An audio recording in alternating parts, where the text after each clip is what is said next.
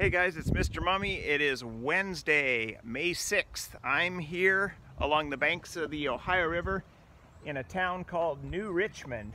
And this was a stop on the Underground Railroad. In fact, this was the border.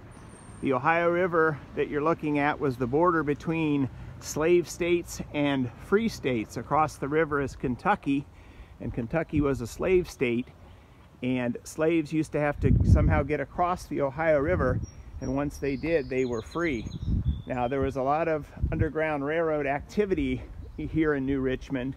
In fact, this is a site where slave catchers actually followed a slave named Leroy Lee across the river and captured him, and they were trying to take him back across the river to Kentucky, and a crowd of citizens from New Richmond surrounded the slave catchers and made them release this guy named Leroy Lee, and he later joined the Union Army and helped fight for the North.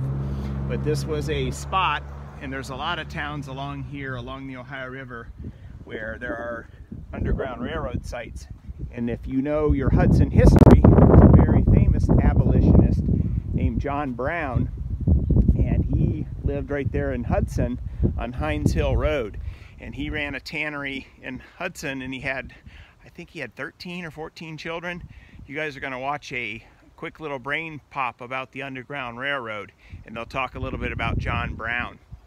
But all these towns along the Ohio River, a lot of them helped slaves escape, because this was the border between free states and slave states. All right, hope you enjoyed your visit to the Ohio River.